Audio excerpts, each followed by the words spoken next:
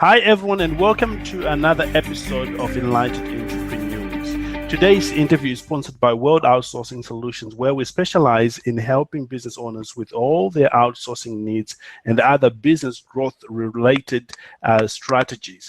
Today's interview is with a special guest, Daniel Feiman, who I actually interviewed a few weeks ago and found his knowledge on commercial banking worthwhile, and I thought his knowledge really can transform your business if you are getting started and set you on a path for success. So I'm very thrilled to have Daniel again with us today. Daniel, welcome to the call. Kai, thank you very much. I look forward to this. Incredible, and really appreciate the time you gave us last time, and the level of knowledge you were sharing with our audience was incredible, and I'm actually looking forward to another time with you. So to get us started, Daniel, for those who haven't come across your material or haven't heard about you, would you talk to us about your background, how you got started in business and then in commercial banking? I'd be happy to.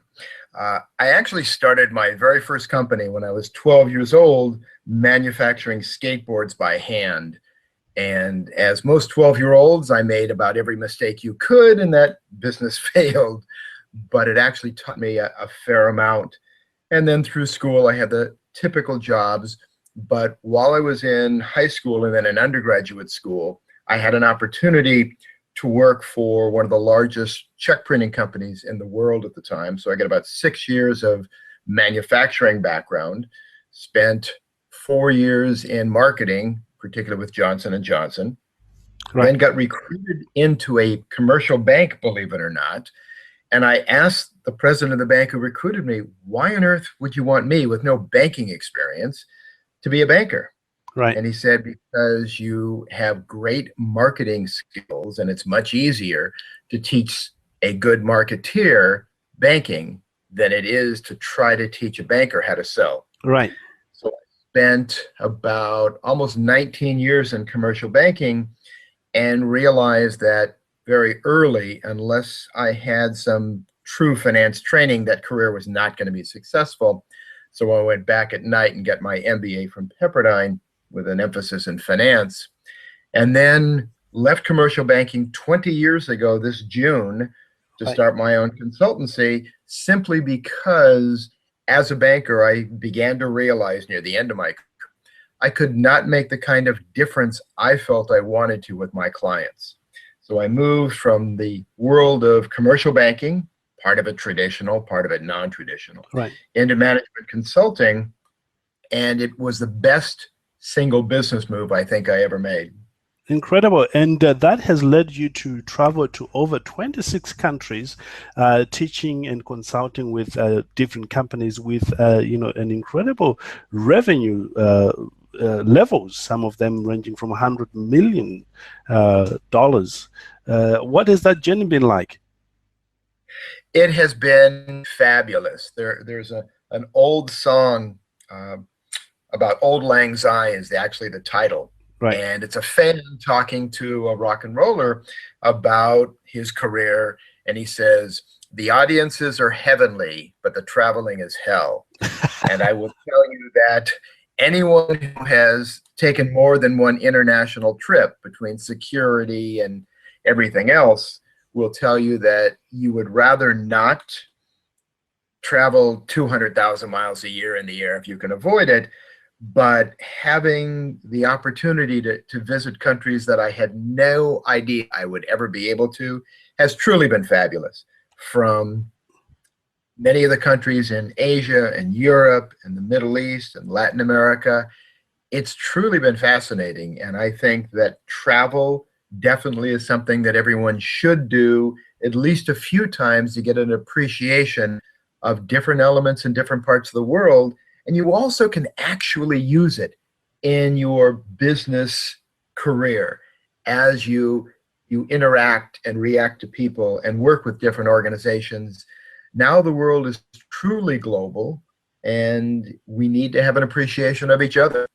Absolutely, absolutely. And one thing I've grown to admire about you is your ability to break, complicated stuff into very easy to understand stuff, like in our previous conversation. And I'm sure our audience will appreciate that today. Let's talk about some of the learning points you've had during this time. About 20 years now of helping business owners with strategic consulting. What the highlights, what the main things that you would like to share with the audience, especially those that are getting started in business? Well, whether you're starting in business or you're in mid-career, or even if you're late in your career, what I found is we developed a model working with clients and being challenged in different situations over the years that I truly find to be the foundation of much of our work, whether it's strategy, succession, exit strategies, or even finance. And that's what we have named the EPICMARE. Right. And A for assess, P for plan, C for communicate, I for implement, M for measure, A for adjust, I for improve, and R for repeat. And that model is something we teach all of our clients and is the way we work with them, because too often organizations don't plan. That's well documented. In fact, we published a white paper on that a couple of years ago with a colleague based on our experiences, our research, and the anecdotal information we could come up with. So part of planning is figuring out what you want to plan, whether you're a one-person startup company or you're General Electric or Apple or Saudi Aramco and you're global, you still need a plan. And the challenge that most of us have in planning is not knowing where to begin. That's right. That's why we came up with the idea of the assessment. The assessment, and there's a variety of assessment tools, and we refer to about 12 of them in our last book. The assessment tools are to give us an opportunity to objectively, clearly, simply figure out where we are from a staffing standpoint, from a logistics standpoint, from a what we want to do in the future standpoint. Right. And once we've assessed whether it's strengths and weaknesses or competitive position or our branding, whatever we're assessing, from there, we should have a clearer picture to create our plan and then go from there. So the model is a foundation of most of the work we do, and our clients really do appreciate it. Incredible. And if somebody wants to work with you on that type of a model, is there any place they can find these materials? Actually, there are several places. Of course, they can always go to Amazon and take a look at any of our books, but also they can go to our website and take a look at the tools and examples. And we have YouTube videos up, about almost 4 dozen now. We have SlideShare presentations with some of our tools. We've written a number of books, white papers, articles, podcasts similar to this. So the easiest thing that we tell people is take a quick look at our website. And if you're interested at all, you can always sign up for our free newsletter, and we'll send you some of our most important podcasts and videos on a periodic basis. Incredible. Most of our audience in that startup phase, Daniel, looking back in your career as an entrepreneur, are there any things that helped you to stay the course now that you've been in the business for yourself for 20 years that you would like to share with our audience today? Most definitely. One of the first things that I learned many, many years ago was the idea of the mastermind group. Mastermind group. Most people, I think, have heard of the book, whether they've read it or not, called Think and Grow Rich by Napoleon Hill. And the book was actually published back in the 30s, but it has been republished and translated many, many times. And in there is a concept called the mastermind group, which is effectively, we are all smarter than any one of us is smart. So the idea is to gather a group of people together that are not competitors, where we can candidly share some of our challenges and some of our questions. It's a peer review group, for lack of a better term. Absolutely. And get input. And my mastermind groups over the years that I've been involved with have been some of the best relationships, some of the best advice I could possibly get, because of the way it's set up. It's non-competitive, it's mutually supportive. We're all there for the same reasons. And that certainly would be one thing that I would strongly encourage people to do. Absolutely. Now, if somebody really wants to do that and they don't know where to get started, where would you point them to? Right now, it's probably the easiest thing to do is literally go to the internet and put in mastermind groups. And what you will generally find is a number of links to groups all over the place. Frequently, you can actually find one either in your industry or in your local geography. But I also encourage people to leverage social media, whether you're on Facebook or LinkedIn or any of the other social media platforms. Put a request out. Say, who's involved in a local mastermind group? And if you want it face-to-face versus virtual, you can set those out. And usually within a day, you'll get enough responses either inviting you to a local group or asking you some of the pre-screening questions to see if it's a fit, or gathering people of like mind who may want to start one. Absolutely. That's pretty easy these days. Absolutely. In my experience, Daniel, because of the podcast that we do, we've managed to put together individual business owners who are doing things in their own right from different parts of the country, of the world, so to speak, that we get to do mastermind group once a week, but with different groups, and people can reach out for that. Now, we have spoken about mastermind group. Is there anything else that helped you in those early years of doing business that you would highly recommend startups to focus on? I definitely would. And that would be to put together either a formal or an informal advisory board separate from your mastermind group. Mastermind is more of a peer review group. An advisory board are the most important professionals either in your life or that should be in your life, right, to help guide you in your business. And I always say you need a good commercial banker, a good commercial insurance broker, a good business attorney. Not that we want to be in court all the time, but to help us prevent making some of the mistakes that will lead to problems. So if you have your banker, your insurance broker, your attorney, and your accountant on board, then get one other outside professional to balance this out. And over the years, not only for my practice, but for most of the early stage businesses that I have worked with and consulted to, it has been truly invaluable. Because, of course, your banker is going to look at things differently than your accountant or your lawyer or your insurance broker.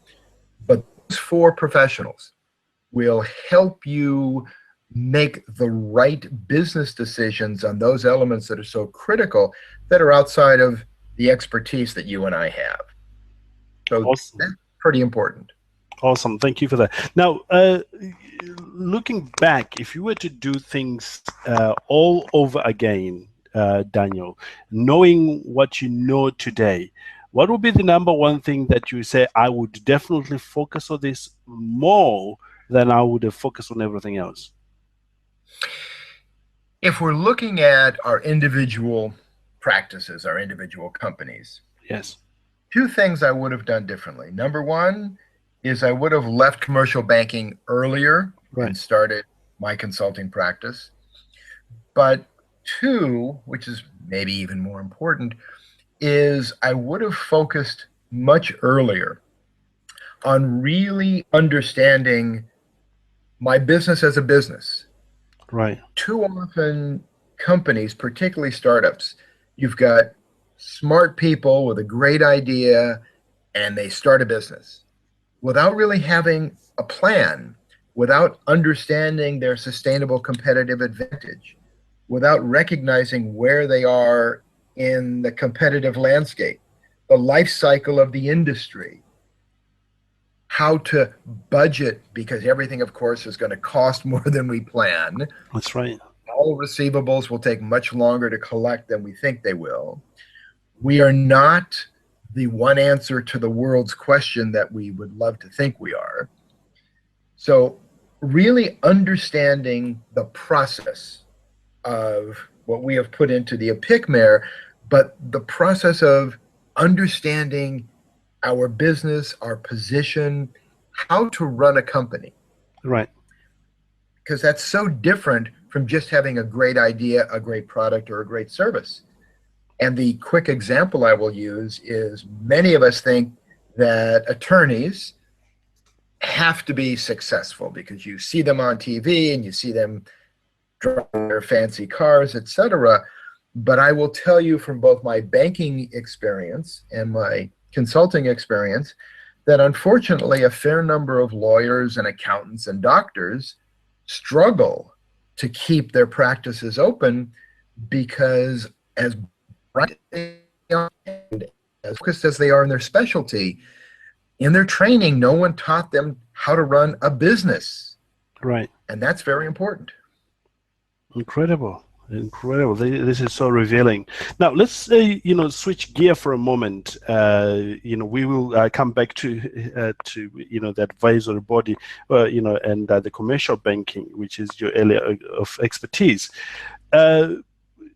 Talking to somebody who is starting out, what sort of a mindset do they need to have for them to withstand the rigor of the journey, the the surprises? Oh my goodness, that's really a fabulous question, because again, so many people, when they're going to start a company, don't think of those kinds of questions. It's very important to have the right mindset. Your words are exactly correct. Right. To understand that everything that's going to make this company successful is on your shoulders.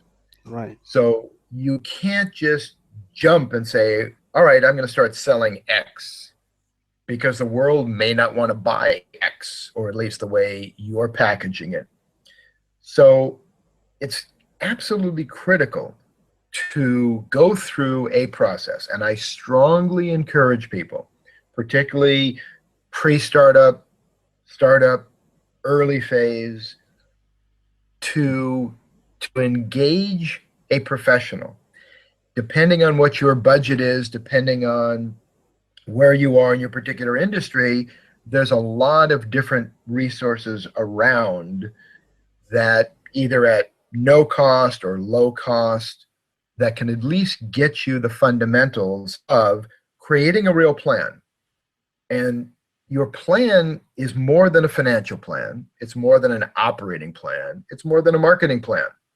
But it does encompass all three of those. And creating a real budget as part of this is something that most people hate, let's be honest. Most people don't like numbers. But it is so critical to understand cash flow in and cash flow out. That's right. And planning it and looking at sources, because if nothing else, that tells you how much money you're going to need to start and what your price should be, or price is if you have different tiers or different services. Right. And then working with your cash budget to actually plan each week how much cash should bring in and how much cash is going out. And if you need an operating line of credit, that tells you right then that you need to sit down with your lender, your banker, show them your forecast, show them your projections, tell them why they should loan you the money that you need. You also, in that process, can determine whether you can finance your startup on your own or whether you're going to need to bring in equity partners.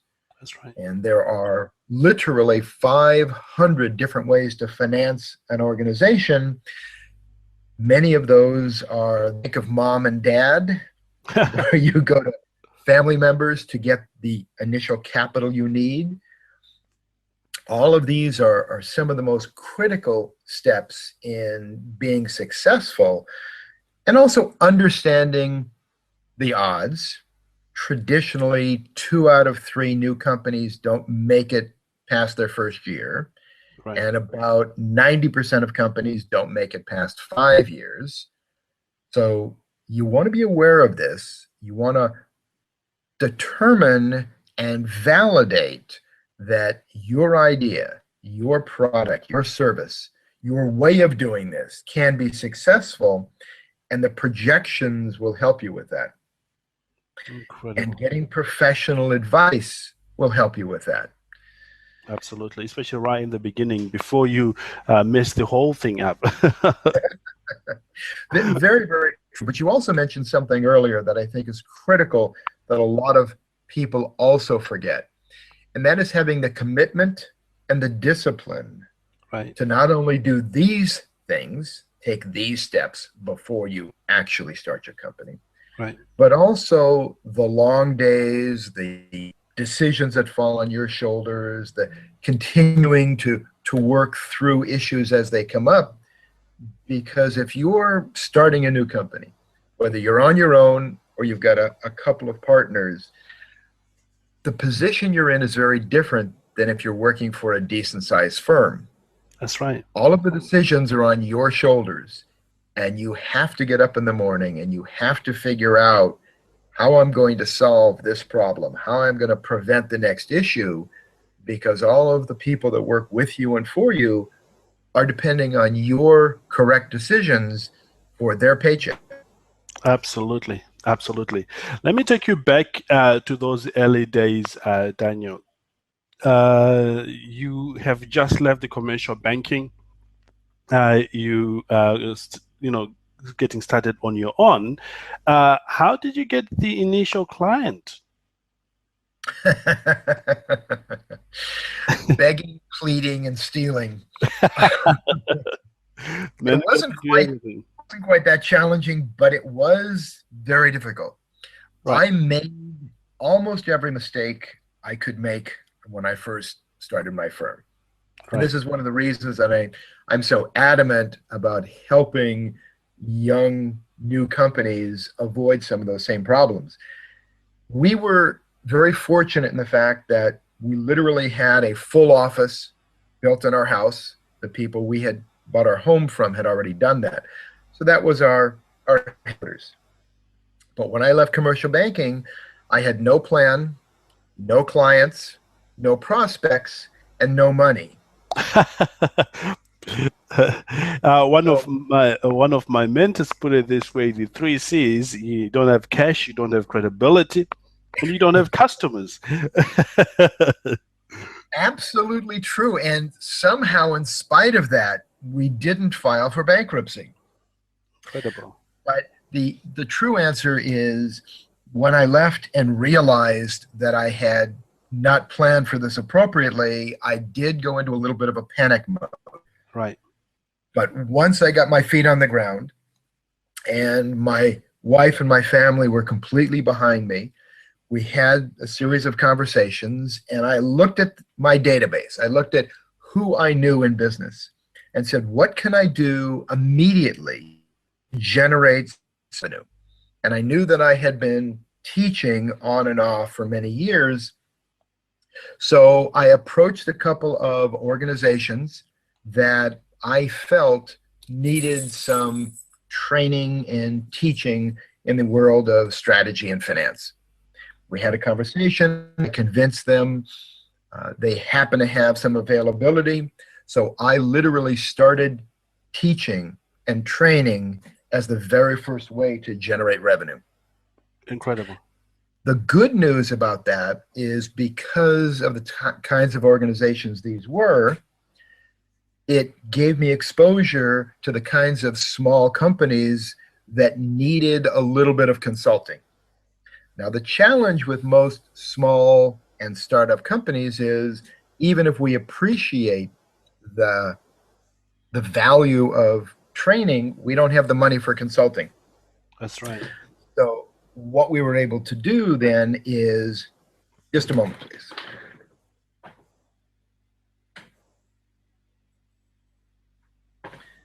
I'm sorry. What we were able to do is, because of that exposure, get a couple of these clients who were willing to pay for a little bit of consulting. Right. That's all they could appreciate. That's all they could afford. Right. And that little bit of consulting and the training, and then we started to write an article here and contribute to a chapter in a book over there. It started to build. The marketing to the public, the marketing to our target audience of what we were doing is what really started that domino effect, if you will, of Right. one leading to the next, leading to the next. Right. What I love about that story really is exactly what we have done, and what many of my experts that I get to interview on this have done, teaching, setting yourself apart as an expert, and then providing consultations, and all that goes with it, really makes you appear as an expert, and also be able to reach out to more people. And I recommend our audience to do exactly the same way, because it works. It worked for you, and it's working even today. Most definitely. It's when I started teaching at the university level, which goes back to 1990. I Right. teach corporate finance over at UCLA Extension. Part of the challenge that they give you on the front end, they want to know how dedicated you are, how much you really want to teach, what your passion is. And I said, effectively, I'm a lifelong learner. Incredible. And Absolutely. it's something that we all have to commit ourselves to, because the world has never stopped evolving. Sometimes I think we forget that it does. But in every industry, things continue to change. And unless we're constantly aware of reading, going to conferences, having conversations with peers and mentors, we might lose sight of the next step we need to take in our business to satisfy our clients, who are, of course, evolving. That's right. So I not only teach on a regular basis, go to conferences, and I read. In fact, my wife says I have the world's most boring library. I have 1,000 books on strategy, finance, and leadership. Incredible. And she, every once in a while when I'm going on a trip, she'll sneak a novel into my luggage just so I have something else to read. I think that is a mark of a successful leader, because leaders, they know their area of speciality, expertise, and they focus on it. I was reading John Maxwell's book. I'm not so sure if you're familiar with him, but he said, if you want to be successful, take in something, on your particular subject daily, be it for, half an hour or an hour, however long you have, you become a master in whatever you're doing straight away. Now, Daniel, let's dive into the commercial banking. We have covered quite a lot of things, but I know your specialty is banking, and you help people who are actually going to be using that particular services. In your experience of working in commercial banking and also helping people, what are the key areas you think business setup need to understand, and how can they go about it? Every business needs financing of some sort. Right. Every bank needs to loan money. That's right. So you would think it's natural that every business can go into any bank and get the money they need. It's not quite that simple. Right. What every business, particularly young businesses, need to understand is, number one, banks truly do need to loan money, but you need to help them understand they should loan it to you and that you can pay it back. Right. So part of that is educating yourself on the local commercial banks, because most of us, particularly in a startup mode, are going to deal with local banks rather than out of the area banks. Right. Because not all banks are the same. This was one of the first things I learned when I was a commercial banker many years ago. Different banks have different areas of focus. Part of it might be because of regulations. A quick example is a bank that has too heavy a focus on real estate. The regulators may have literally come in and said, you should not make any more real estate loans for the next 2 years. Focus on other types of loans like equipment loans, etc. Well, if you're looking for a real estate loan, right now, that's not a commercial bank that is going to help you because they can't. That's right. Other times, you'll find that banks, for their own purposes, have a heavier emphasis in one particular area or another, or one size. I have a client right now, relatively young company, growing, has all the right pieces of their puzzle, except they're not in a position to borrow enough from most commercial banks. Right. Because different banks have different loan sizes. So for this particular client, I'm having to find them banks that are truly on the smaller end of their loan portfolio. Right. What does a bank want to loan on? What are their loan limits? Okay, before we jump onto that, Daniel, let me take you back to what you mentioned. Educate yourself in what your local banks, are focusing on. Where do you get that information? If, say, you are in the US or you're over here in the UK, from your experience? Well, it's terribly, terribly challenging because all you have to do is go to the bank's website. Right.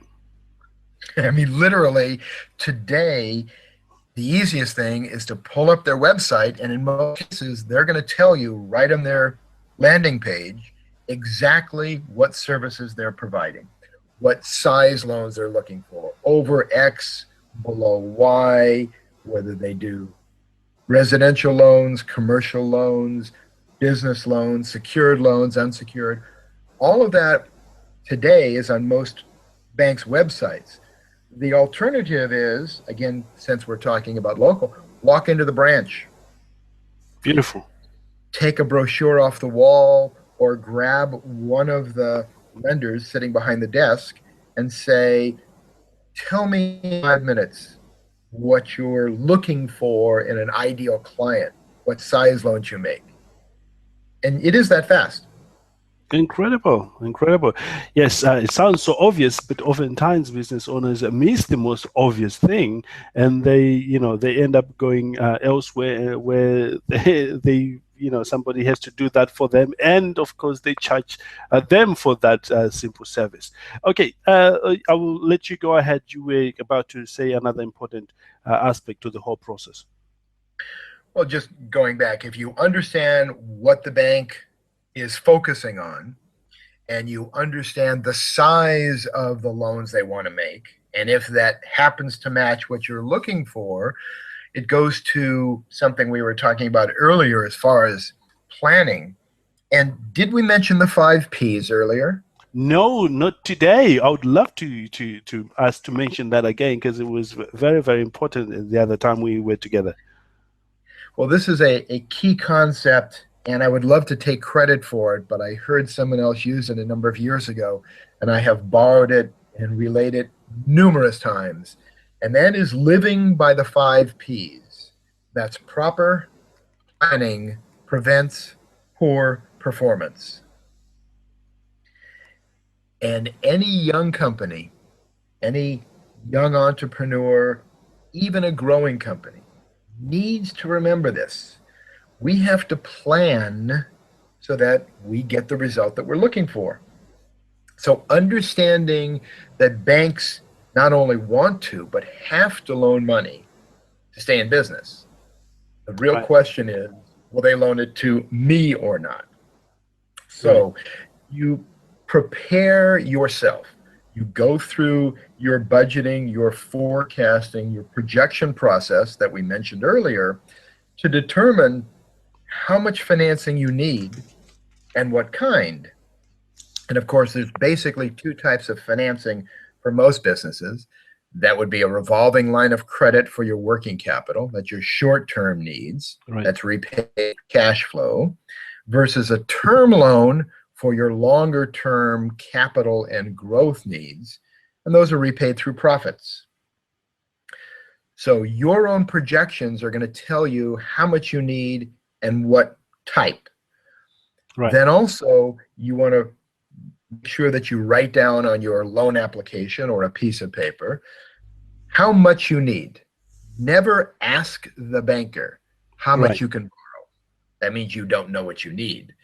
Tell the banker exactly how much you need. There's the amount, the use of that money, how they're going to get repaid, and you not only want to have that main source of repayment, but banks are always looking for at least a secondary source of repayment, and it wouldn't hurt to have a tertiary or a third form of repayment.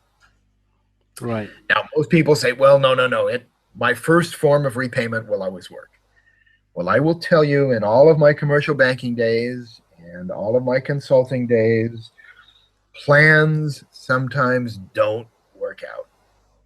So we need that secondary source of repayment to make the bank comfortable that if things don't go according to plan, and they almost never do, of course, but they'll still get paid. You also want to provide them a list of any tangible collateral that you're willing to provide, a cosigner or guarantor if the business doesn't have at least 3 consecutive profitable years that justify the loan on itself. Right. Those are really the basics. Incredible. I'm learning as much, as I'm sure audience are learning in the process. That's why sometimes I'm a little bit slow in asking another question, because I'm taking notes. And I'm hoping if you are in our audience today, you are taking notes on what Daniel is saying, because these some of the critical things may sound so simple, but easily you can forget them. But if you can remember them and implement in your business, it could mean the difference of either getting that particular loan or not getting that particular loan. Because every time you do that, they're going to check up on you, and it's time consuming. So, apply what you're learning here today. Daniel, we have touched quite a few steps here. Number one, being educate yourself, and we've also touched just now, what you need to fill in on the forms and everything else. What other preparation do business owners need to have in place before they actually go out to a commercial banker? Your projections, your financial statements, your history, the bios or CVs of the principals, an identification of your target market, your sustainable competitive advantage, why you're going to be successful moving forward. And this is particularly important in the very early stages or even a startup. Right. Because most people think that commercial banks are the place to go for financing. And in many cases they are, but banks charge on a relative basis the lowest rates for their loans because they take the least amount of risk. Right. So part of our responsibilities as business owners, as principals, is to create the story, to create the understanding in the mind of the banker that we really will be more successful in the future than we are today. And we are going to use the money appropriately, and we are going to be able to repay them. Right. And so if we're a startup or very early stage, we may have the track record in this business that they want to see. We don't have 3 consecutive profitable years of growth, right, and many startups, of course, or early stage firms won't, then we're going to need a stronger story on the rest of what they're looking for. Right. So what is the management team? What is their experience? What is their financial strength? How are we truly going to market to the world? Who our clients are? There's a recent situation where a company had good news and bad news the same day. Right. Good news is they finally sold a very large order to Walmart, the largest retailer in the world. The bad news is they finally sold a very big order to Walmart. The problem was that they needed a tremendous amount of cash to be able to build out the product to deliver on time. The Right. amount of money that they wanted to borrow was much, much more than they could normally justify.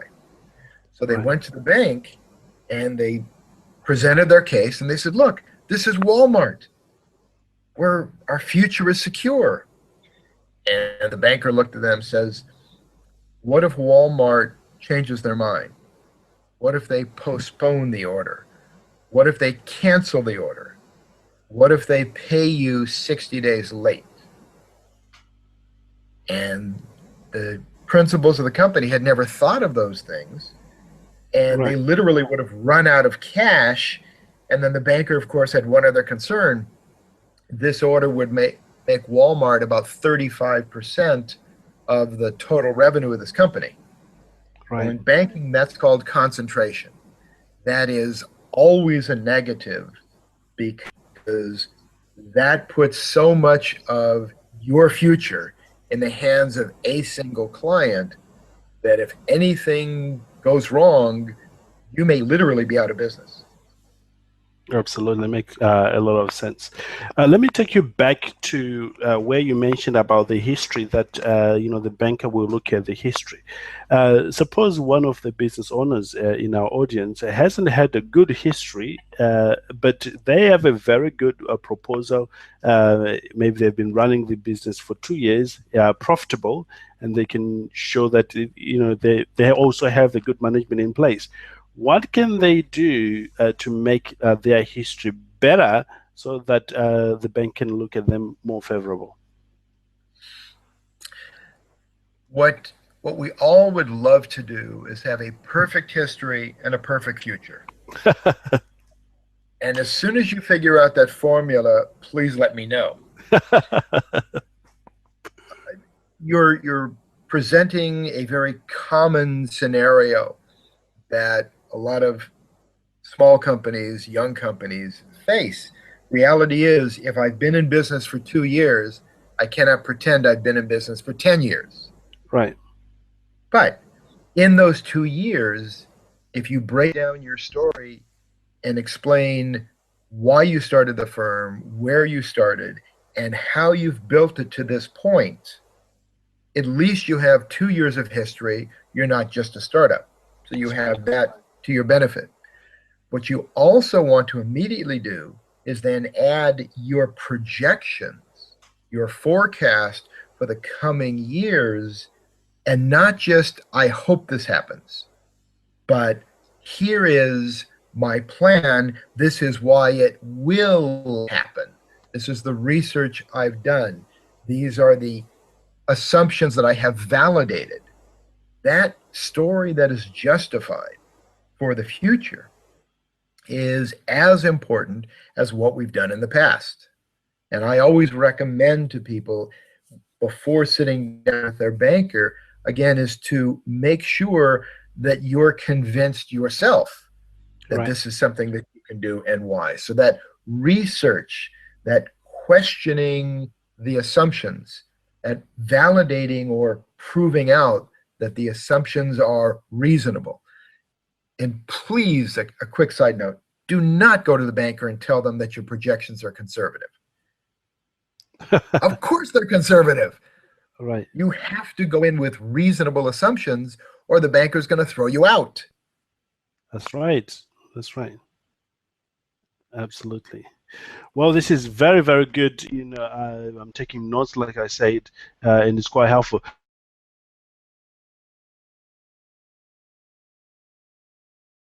that business owners need to take when it comes to working with commercial banks or getting loans and all that related subjects we'll be talking about, that you feel our audience needs to be familiar with?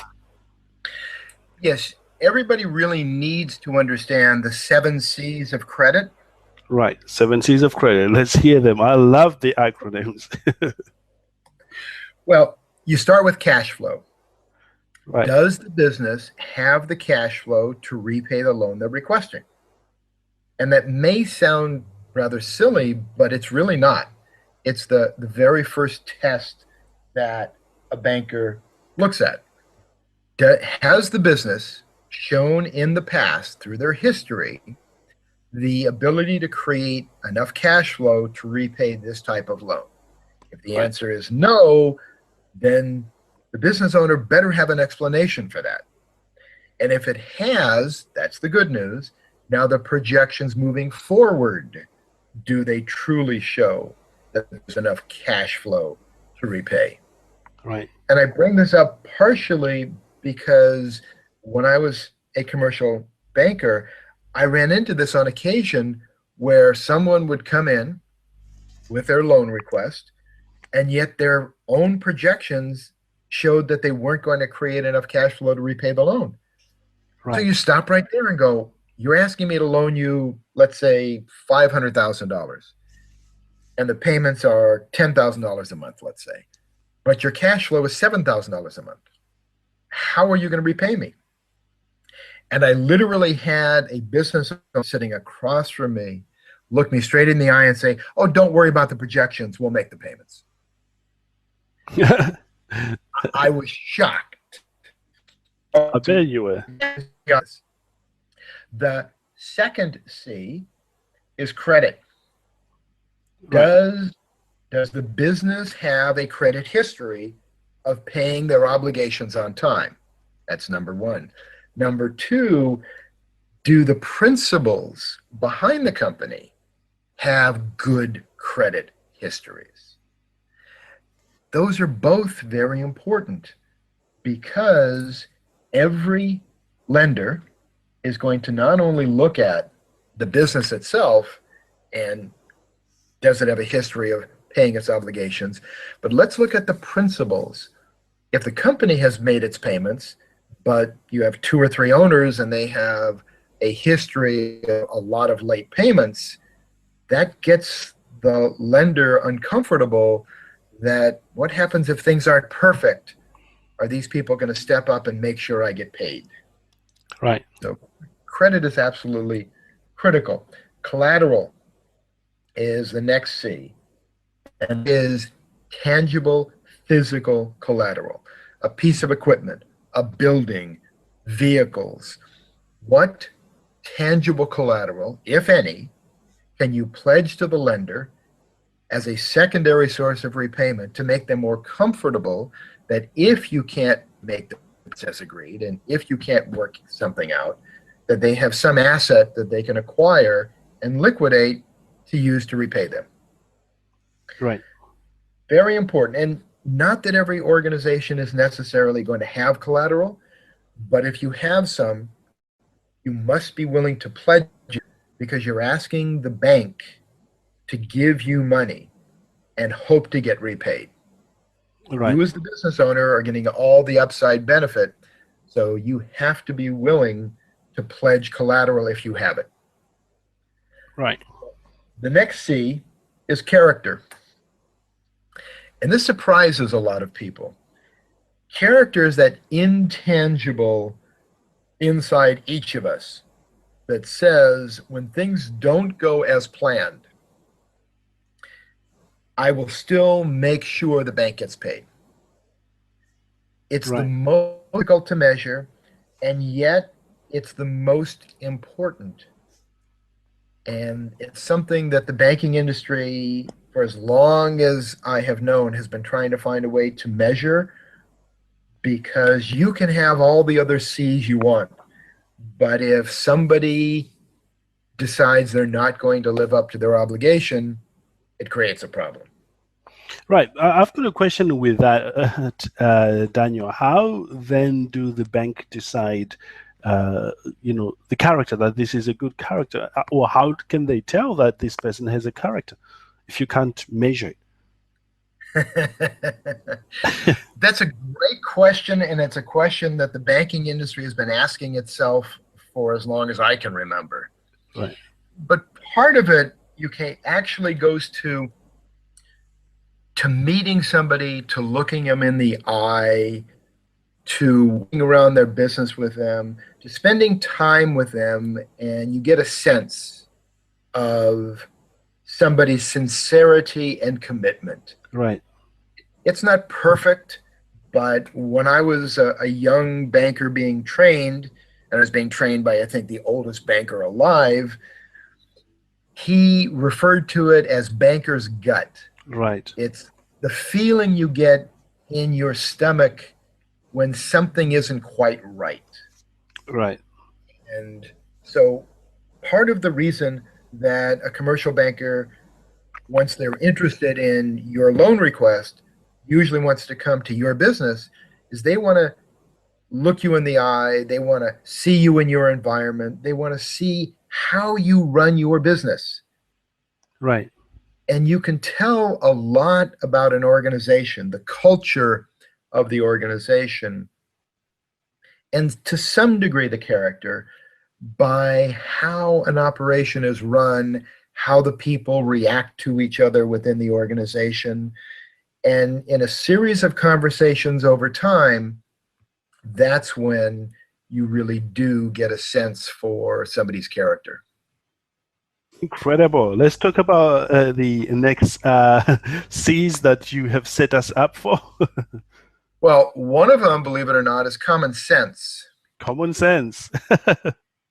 And it's an example of, you look at a company, and the company has a 6-year history. Right. And for the first 5 years of the company, they lost money. And now they're coming to you, and what they want is a very large loan that is much bigger than they have ever had before, and much bigger than their history says they can pay off. Right. So let's make it even better. Let's say that you've got a company that has just broken even for several years, and now they want to borrow $10 million with payments of $50,000 a month. That doesn't make sense. No. And that's really what we're talking about, is what seems reasonable under the circumstance. Right. So that's the common sense element. And that's something that, it's amazing to me, the number of people that will come in, particularly young companies that have not put the time in to make the kind of forecast that they really need to answer the question on their own. And so they come in asking for a number that is not reasonable, and not realizing that that's part of the problem. Again, if we remember that the bank wants to loan money, you have to give them a reason to loan you the money. And so when you ask for a number that is so much larger than what your history has shown you can repay, you really have to very quickly be able to explain that. And there could be times where you've got an unusually good situation that's coming up, and you finally found your secret sauce or your stride, and now you have a much bigger need. That does happen. But that's when we go back to what we talked about earlier, which is making good, solid forecasts and building that story to explain to the banker. Because in addition to, does this make sense? Well, then we get to the point, and this is one of the most important, is the compassion of the banker. I know what you're thinking. Kai, you're thinking banker, compassion? No. But it really is true. The banker that you deal with, when you've laid out your history, your current situation, your projections, your story, the other C's, they need to write up an analysis and go into the loan committee. Yes. And plead your case. Try to get your loan request approved. And if they don't believe in you and your request, guaranteed it's going to be turned down. Right. So that I can see how that is. And then the only other C we talk about is capacity, which really is if things don't go according to plan, what's your backup plan, your plan B? That's why we said earlier, what's your secondary source of repayment? Incredible. What's your backup? Awesome. We really appreciate you taking your time to be with us here. I know many people would want to connect with you at some level. And if they want to do that, how can they get in touch with you? Well, I would love to talk to them. A couple of very easy ways. They can just go to our website, which of course is builditbackwards.com. They can sign up for our free newsletter. They could send us an email at info@builditbackwards.com. And they can always go to YouTube, SlideShare, Amazon, look at our videos, our podcasts, our articles, and get a sense for it. But I would love to talk to them because I regularly have people who have worked with me either on the training or the consulting side, sometimes a year or 2 or 3 years later, who call me up and say, Daniel, I have a question about, or could you explain something? Right. And I'm happy to. Yes. Today we didn't touch about the name of your company, Build It Backwards. Would you kindly share one or two things about that and how you got that name and how you're helping business owners, in line with, what your company is about? I'll be happy to. When I first started my company, again, I had no plan, and I came up with truly an awful name. Right. It was just because I really had not put a lot of thought into it. And my advisory board a while back kept pushing me to change the name from what it was to Build It Backwards. Right. And I kept resisting, and in one meeting, several of them basically verbally pushed me up against the wall and said, why are you resisting this? This is the way you work. And when I stopped for a second and thought about it, I knew they were right.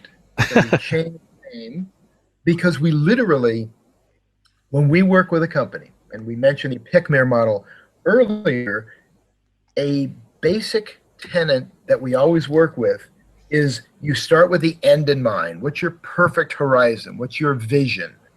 So whether we're talking about financial modeling, whether we're talking about strategic or succession or exit planning, what do you want the perfect result to be? Right.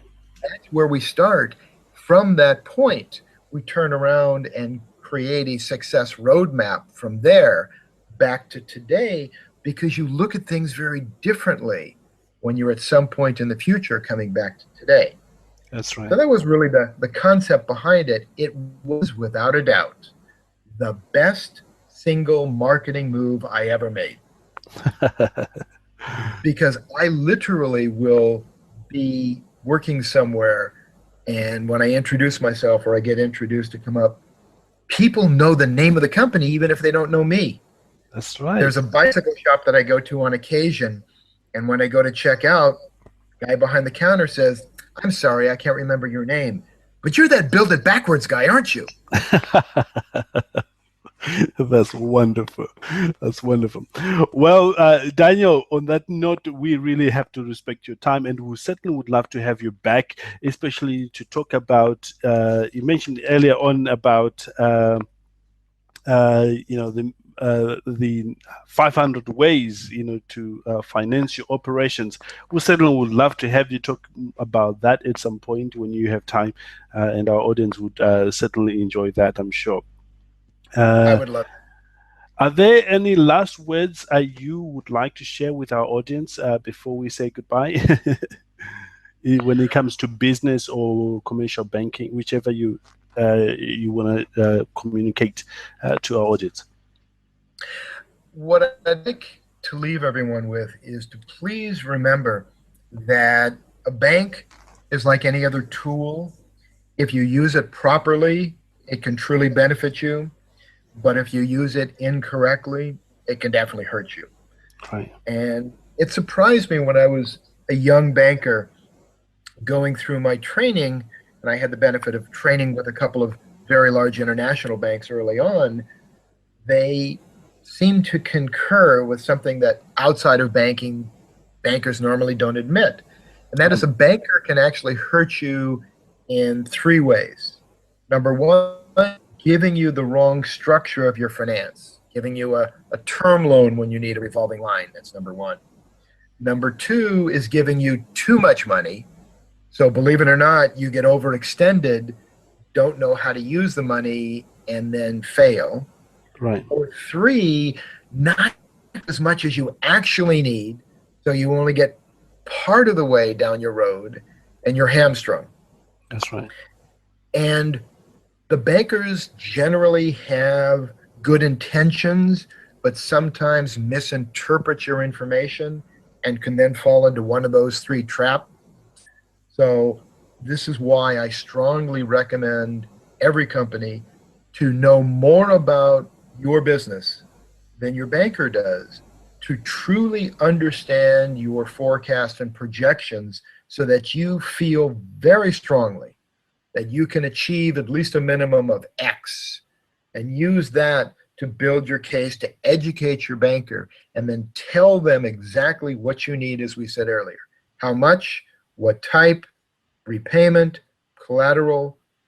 You tell them what you need, and you're about 80 to 90% of the way towards an approval, because you're giving them the information that they need to say yes. And that's important. Incredible. Thank you again, Daniel Feiman, for a great interview. And I'm sure all our business owners in our audience have a much clearer understanding of the necessary steps they need to take in order to succeed with their commercial banking and their business in general. Can I invite you also to visit Daniel's website, which is www.builditbackwards.com, and you can get in touch with him from there, or alternatively look at his social media. You just type in Daniel Feiman and you'll be able to reach out to him. Once again, thank you so much, Daniel, for spending your time with us here. We appreciate the contribution you've done to the entrepreneurial community, especially here in the United Kingdom, and of course in the US, Australia, and Canada, where many of our audience are based. With that said, have a great day, everyone.